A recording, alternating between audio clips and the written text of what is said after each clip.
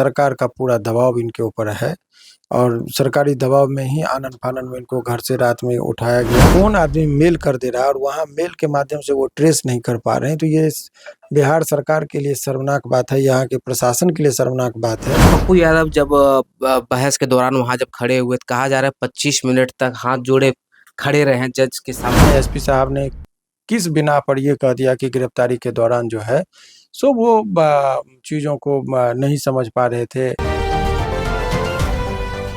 नमस्कार, मेरा नाम है अभिमन्यु कुमार। आप देखना शुरू कर दी है स्वराज पोस्ट। आपको बता दें, पप्पू यादव जी को 31 साल पुराना केस में कल बेल मिला। आज कोर्ट में बम उड़ाने की धमकी मिली थी, जिसकी वजह से आज सिविल कोर्ट बंद था। हम बातचीत करेंगे, हमारे साथ बातचीत करने के लिए उनके वकील शिवनंदन भारती सर हैं। पूरी मामले को विस्तार से समझेंगे कि आखिर कब जेल से बाहर होंगे, क्या पूरा प्रक्रिया है, क्या प्रोसेस है, सब चीज के बारे में जानेंगे। सर, पूरा मामले को बताइए, कैसे क्या है। देखिए, सभी लोगों को पूरा मामला पता है कि सांसद जी का जो बेल जो टूटा था, वो तारीख पर, हर एक तारीख पर लोग स्वयं जाता है या एडवोकेट के थ्रू अपना एक नोटिस भिजवाता है। इनके पूरे प्रकरण में समय पर हाजिरी का जो पैरवी होता है वो नहीं गया था। तो हालांकि इसमें 31 साल पुराना मामला में एक भी गवाही अभी तक नहीं हुई, जिससे जज साहब ने कहा कि एक भी गवाही नहीं हुआ है तो 31 साल में, तो ये प्रोसिक्यूशन का कमी है।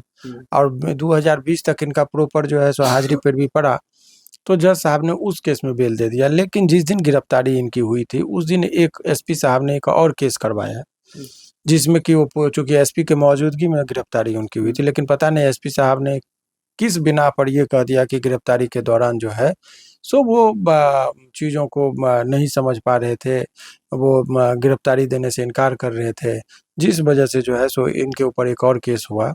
और उस केस के आलोक में आज बहस होने वाली थी।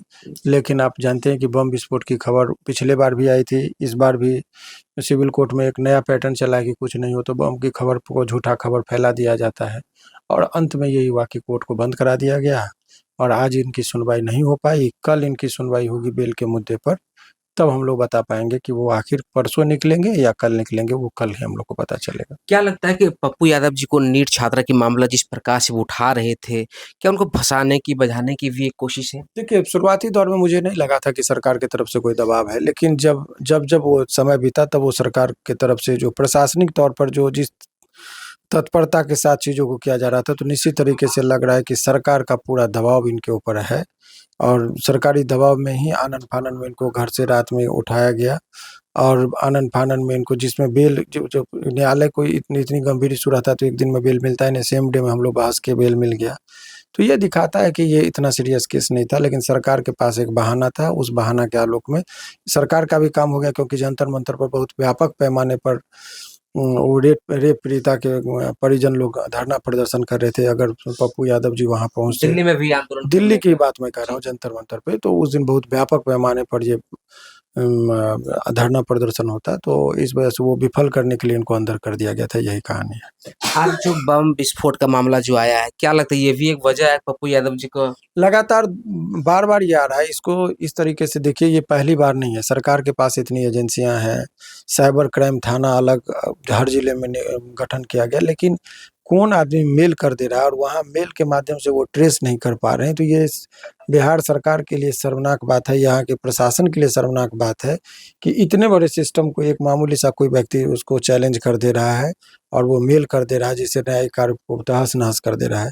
तो ऐसे व्यक्ति को भी अगर पुलिस पकड़ने में नाकामयाब रहती है, तो यहाँ जो लोगों का करोड़ों रुपया पर डे ठगाता है, उसको कैसे वो ट्रेस करती होगी? तो ये उनके कार्यशैली पर प्रश्न चिन्ह ज़रूर लगाता है।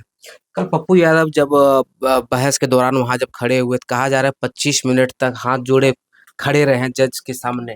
क्या है सब जो अखबार में छपा है ये?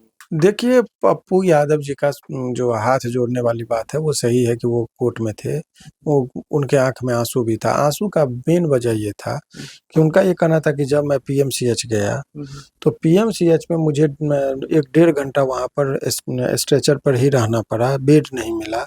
सुपरिटेंडेंट साहब को फ़ोन करते रह गए, वो फ़ोन नहीं उठाए।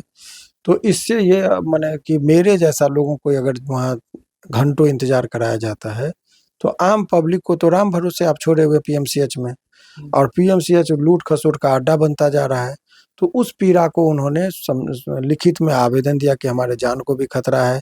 अगर जब इतना भ्रष्ट पदाधिकारी है तो सुई में भी, इंजेक्शन में भी जहर मिला के हमको डाल सकता था।